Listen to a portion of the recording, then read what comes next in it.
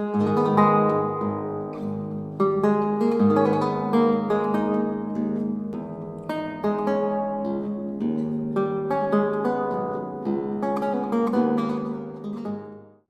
Daniel, thank you so much for accepting to do the interview for us today at the IPM. I'll briefly introduce you before we go to some questions.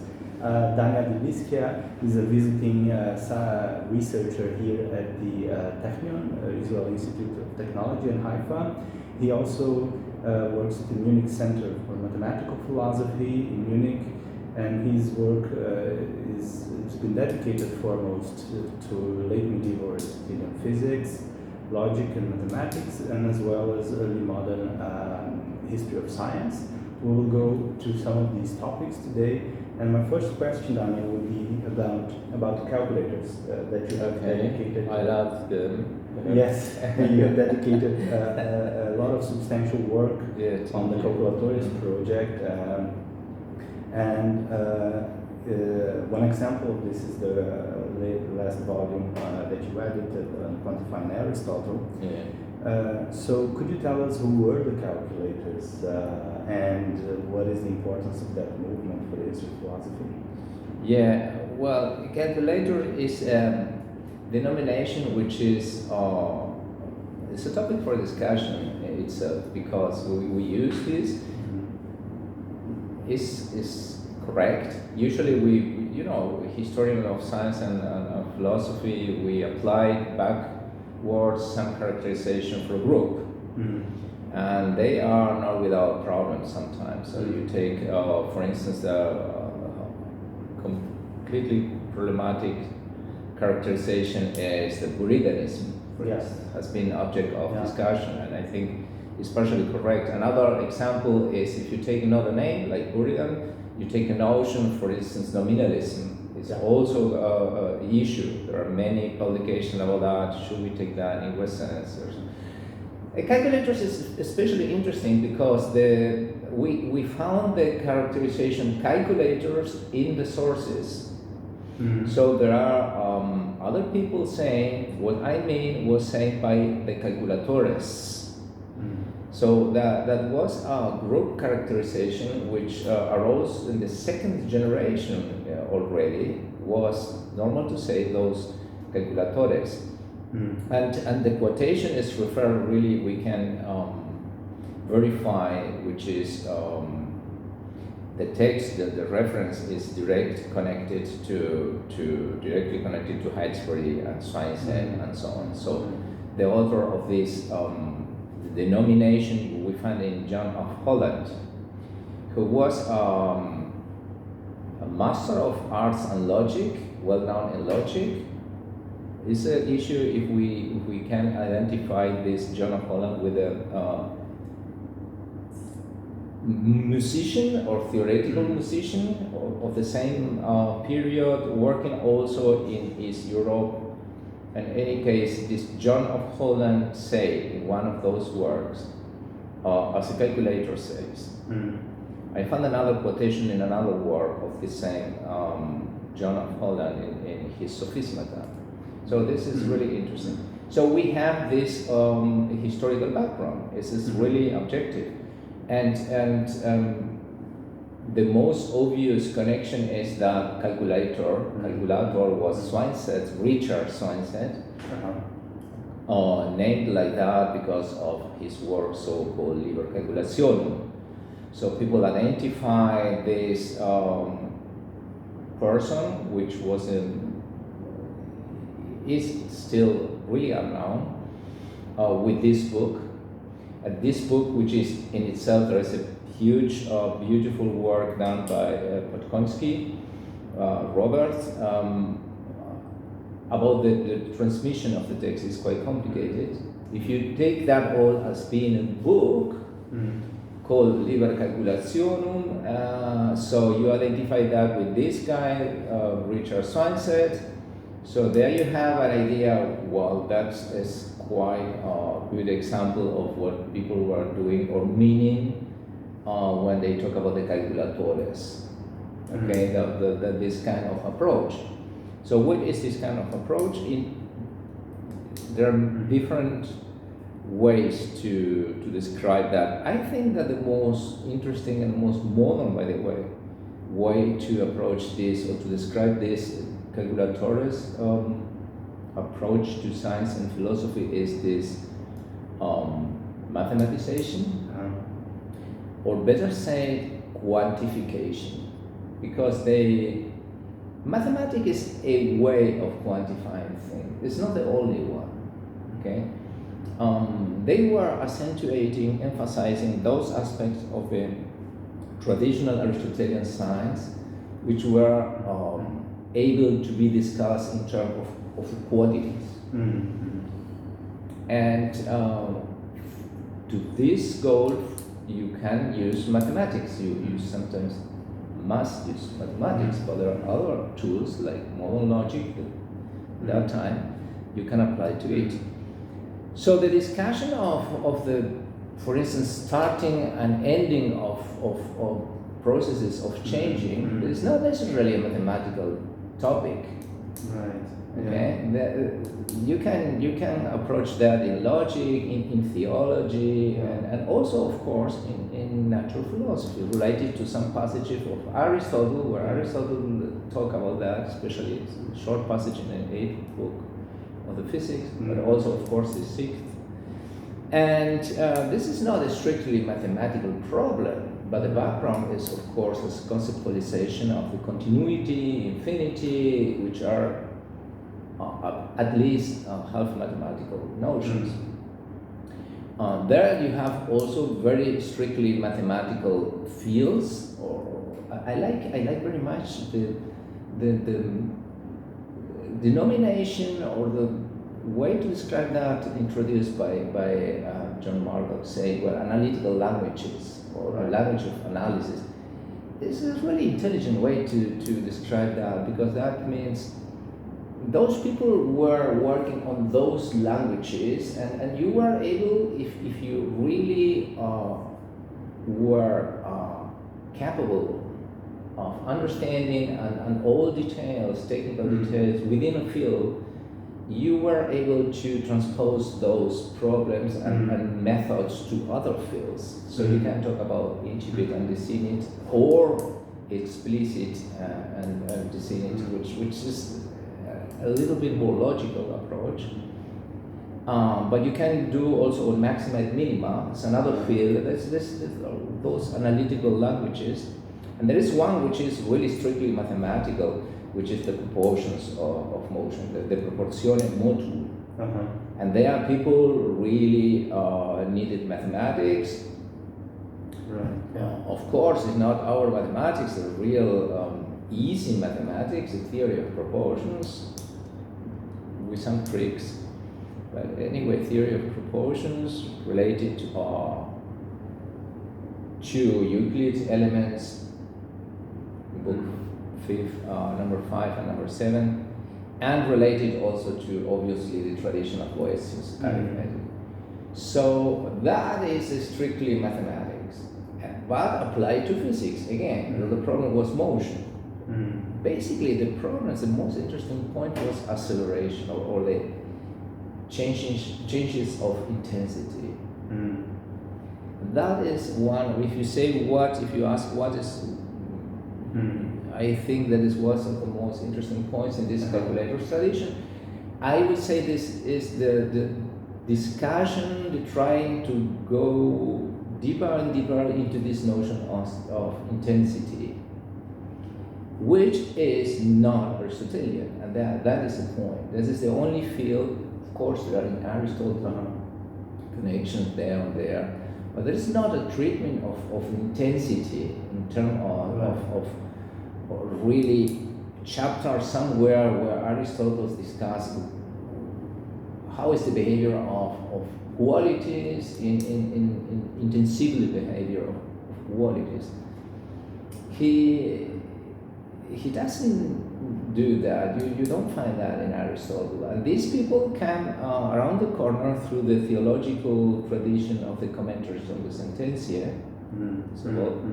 All research done by Pierre first, and second by Anneliese Meyer, and so on. But I think that is the only field which is the more general, because you can always find intentional permissions, the more problematic. Because you need to change, you need to put the proportions to change that they become functions in some way. And the most tricky and interesting, because you put that to move and produce so-called series if they move on time, in the time. So this is one of the most fascinating aspects. Not the only one, but this is one of the most fascinating. And relating to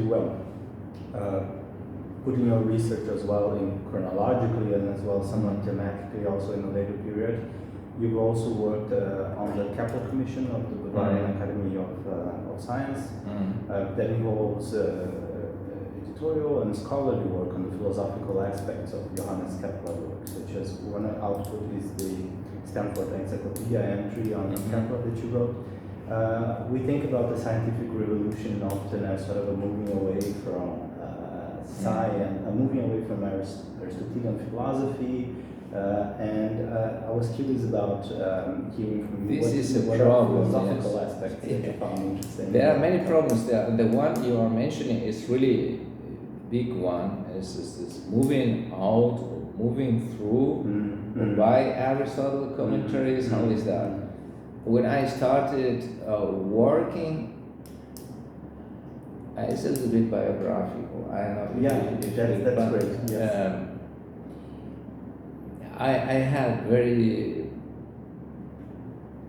I was very fortunate to have excellent supervisors, and not only in Germany, where I wrote my PhD, but especially also in Argentina. And it was Silvia Maniavaca, Francisco Bertelloni, and Guillermo Ranea, outstanding Leibniz scholar. Yeah. And they pointed out what was happening with the late Aristotelianism. For that time was Charles Lohr working on that in connection with Eckhard Kessler, who was later one of my supervisors at the LMU Munich. So I got to know William Wallace and read all this. And my supervisors in Argentina, they always say, you need to study that.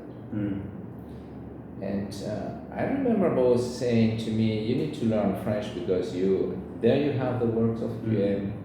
There's no way around, you need to read it. And German, you need to learn Anneliese Meyer. And for your work, the papers by William Wallace on it's not only William Wallace, but he was working on the connection of the transformation of the Aristotelian natural philosophy to Galileo's first writings. Charles Schmidt was the background of Aristotle in the Renaissance. So I started working on this, and then I went to Kepler on the Kepler Commission. It was a very unpleasant time for me, but I learned. And Kepler wrote on Kepler and on Aristotle and translated partially the cello and commented. So, and it's important. So one of my first research papers was exactly on this point, how Kepler reworked it. I found that there was a problem there when how Kepler reworked the notion, the Aristotelian notion of demonstrations of quia and propter quid. I have been working I had been working before on the calculators tradition, because this was the major topic for the transmission of the calculators results for the centuries later. Because we talk about, coming back to the first question, we talk about the calculators tradition. I do that. I talk about the calculators tradition. Today it's obvious, but for a long time it wasn't. And I tried to identify myself and my work and my efforts with this idea of the calculator's tradition going from Rockwell to Leibniz, which a lot of changes locally and generally. Before people talk about the Oxford calculators, first about the Merton calculators, then it went broader about wider about the Oxford calculators, which is correct. And I think we can talk about the calculator's tradition in general if we are able to analyze, to identify the ways of transmission, the differences, and it's not always the same. So one of the points of transmission from going, starting with the first generation and going through history until Galileo, at least at the same time. I'm not saying that Galileo did that, but one of the points was that this one analytical language of the proportions of motions, was transmitted in terms of the analysis of the motion according to the causes and according to the effects. And that was has been conceptualized in the history of science kind of anachronistically, dynamic and kinematics.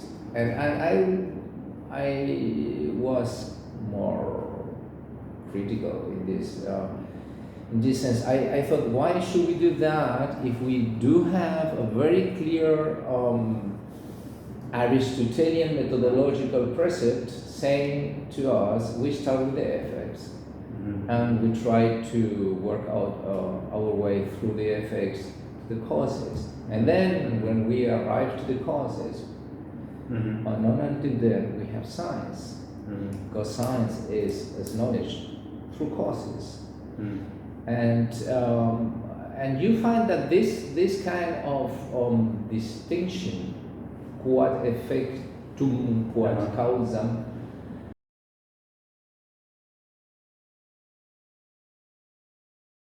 distinction to introduce the whole topic into the physics commentary tradition. And so you find, for instance, this is interesting, is the case of Albert of Saxony, because Albert of Saxony he wrote a treatise on the proportions, and he deals with first the causes and the effects, and he said that.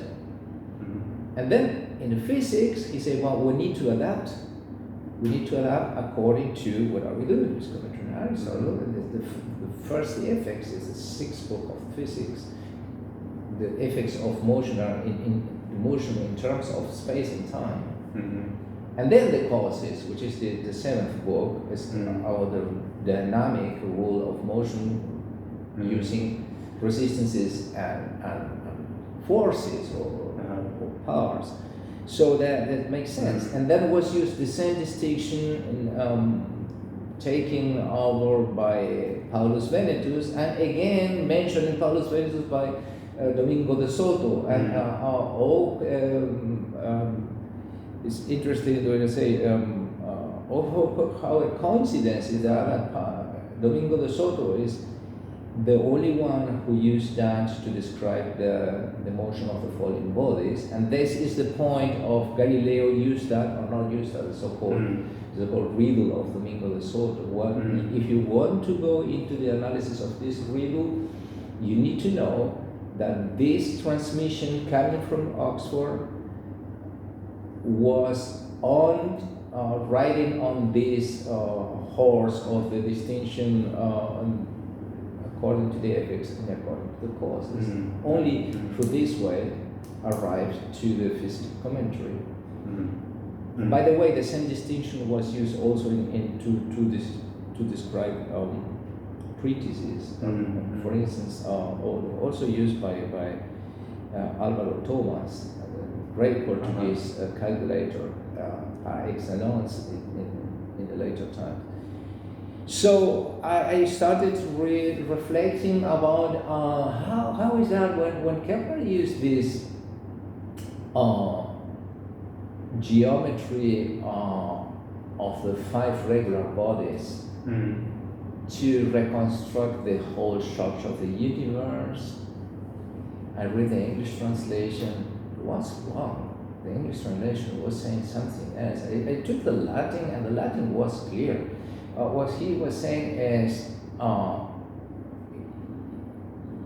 the Copernican view of the world is correct, but it's the way as has been defended until now through the Tabula Plutonica, for instance, it's just a question of facts. It's the effects. So the causes of that, they need to be found in the geometry of the polyhedra. And this, he used for that this proctor quid and quia. So he is using at least the rhetoric, I think more than rhetoric, he is using really the conceptualization of you have the fact, and the fact is the work is really Copernican construction. So it's the Copernican system of the work is correct, but we don't know why. So why? Because God was a geometer. Well, it's not enough. But what is the connection between God being a geometer? This is a whole Platonic tradition. You can say it always, has been said always. Well, the connection is he used the 5 polyhedra. And here it is, using the 5 polyhedra, the distances, for instance, the velocities, and the very fact that there are this amount, this number of planets and no more, which was 1, as we know now. But the very fact that there are this amount of this number of planets is given by the fact that there are so many polyhedra. So there is a reason, a necessary reason for this fact. So the idea was, from Aristotelian point of view, we can be Copernicans because we have the reasons for this. It's not only a description. So by the way, if you stay only with the description given by the facts, the numeric tables by the Tabula Plutonica, you can always have errors of measuring, and there was. So this is not something you can trust. And scientists, of course, wish to have a deduction of the so-called laws. This is the difference between Maxwell and Faraday, right? You have the deduction of describing equations, or you have a cause. So you say these equations are correct because of that. You don't need God, but Kepler was of the opinion that it's nice to put God behind that. Why not? That was for me the connection. So Aristotelian science is important. I don't think this is my point of difference to many of the people who work in this background by then, especially to Wallace. I don't really think that the most important results of Aristotelian science, of the new science of the 17th century, can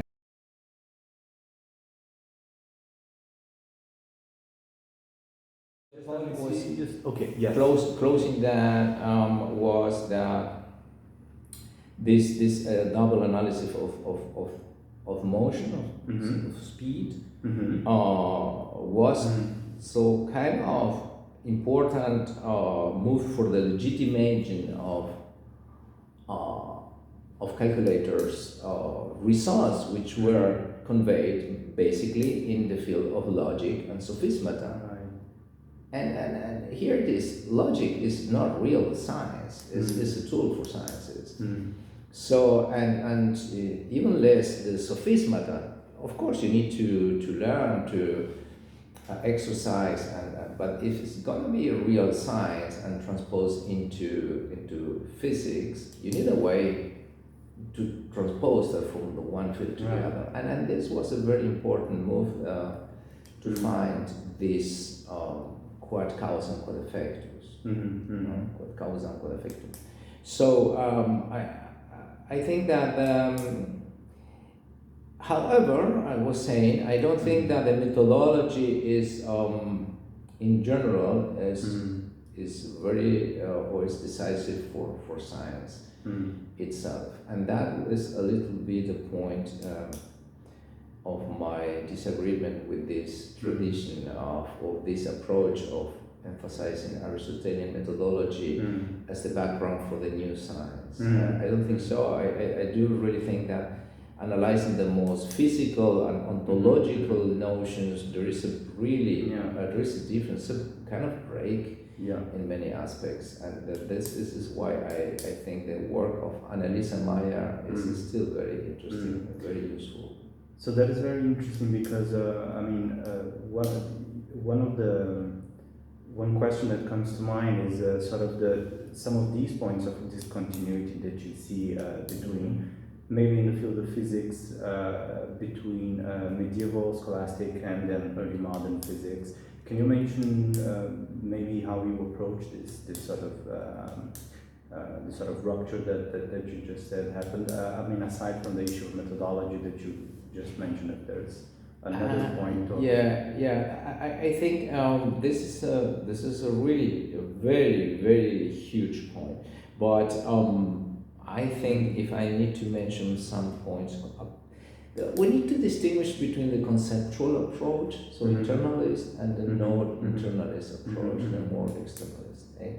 And I miss in my own work, I cannot do all, but I think I should have mentioned that in the introduction to Quantifying Aristotle, because I say that, I remember, that we need to be, at least to be aware of the fact that we all, in this book, for instance, we are writing papers in an internalist way, mostly, except a little bit of the one paper by Richard Osterholm.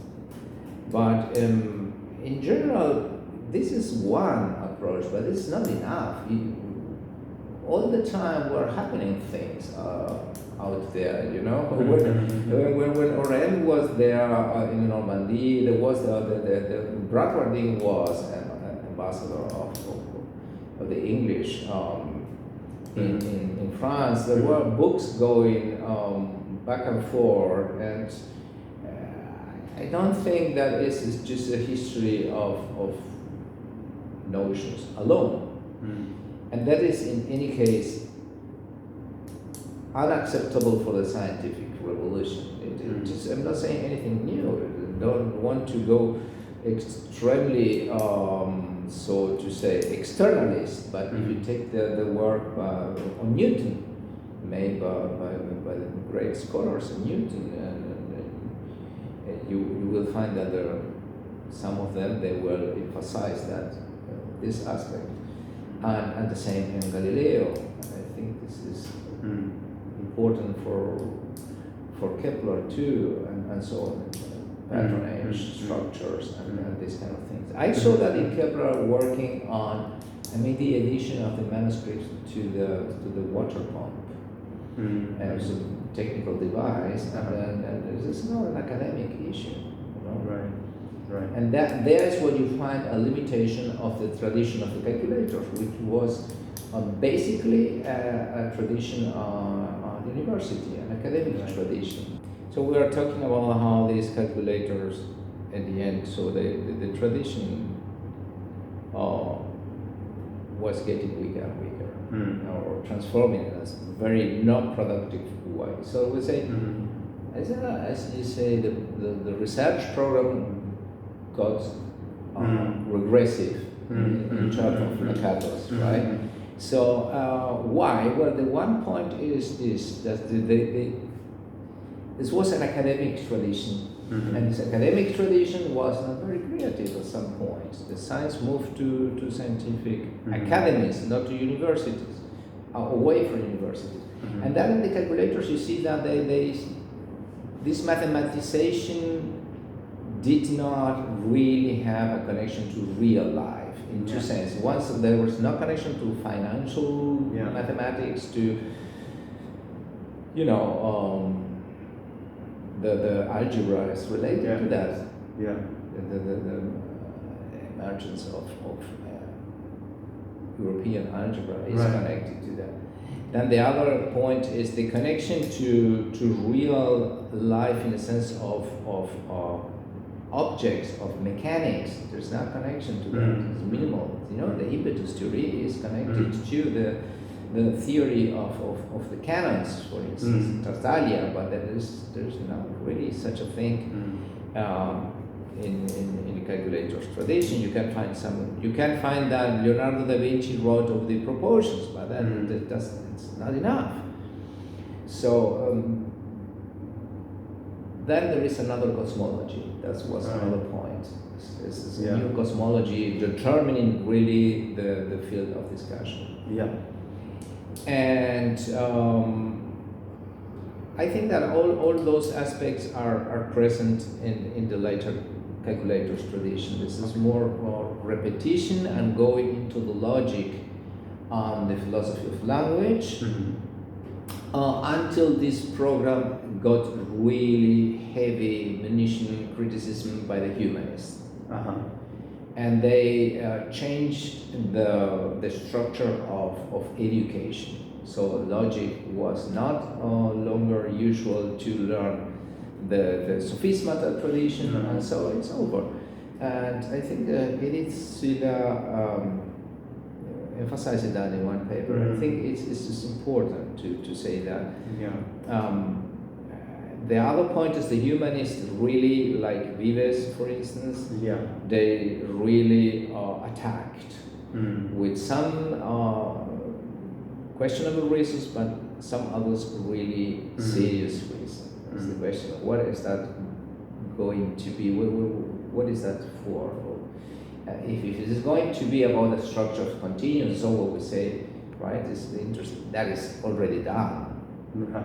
So it's nothing new. So what is the application of that? Nothing. Can you apply that to virtues and to ethics? You can't.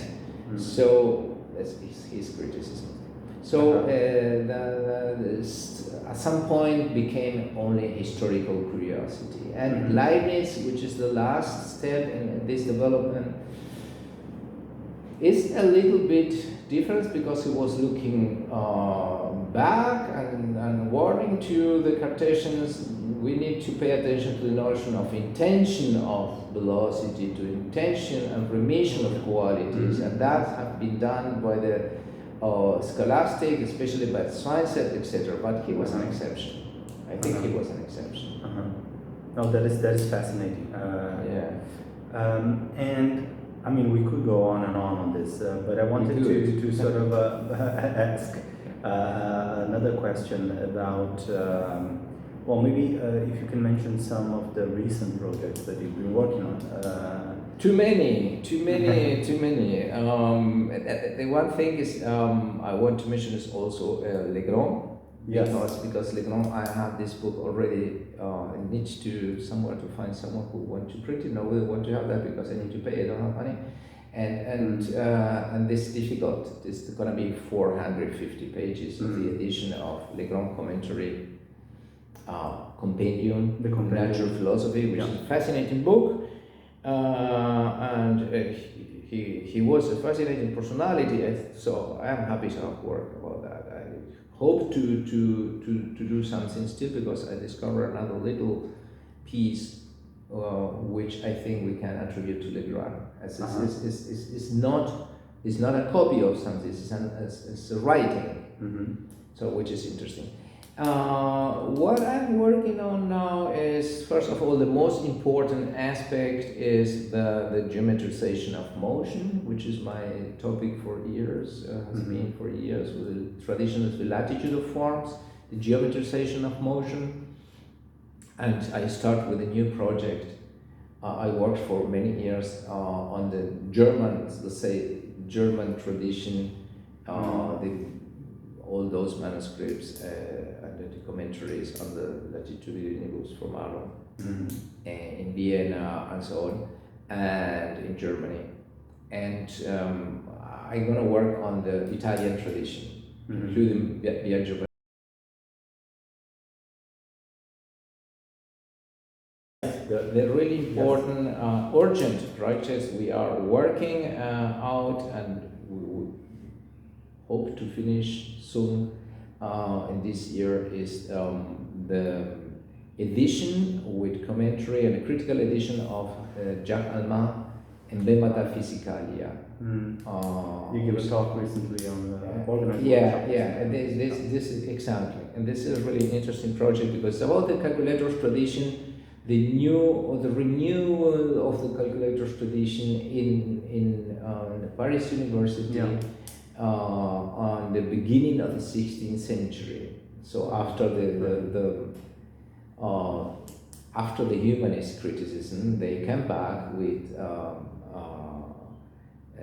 John Mayer, and they developed really to a huge calculator team, expanding over Spain and Gaspar Lax, the Coronel brothers, and Dulaire Gandal was all working on this program.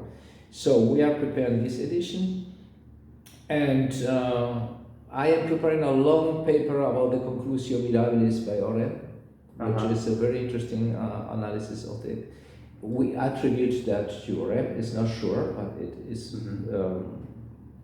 is pretty possible that he was the author. And in the background, I have two books always in my mind. The one is on exactly on this problem of the continuity. I need to learn more about problems, especially the notion of experience in the late medieval philosophy and the Renaissance. The notion of empirical science is for me more important at the moment, and a big general introduction or programmatic presentation of the calculators tradition. That would be, so to say, the very neutral and boring title, the calculators tradition from Bracklodding to Leibniz, presenting the main line of development. But there is a lot of good people working on that: Elżbieta Jung, Robert Podkoński, Sabine Rombaud, to say some names of people I know the best. I am not alone. So I don't know if I'm gonna finish that one day, but I am trying. Thanks, Daniel. This was a fantastic conversation. These are fantastic projects, and thank you so much for your time to give this interview for us. I have to say thanks. Thank you.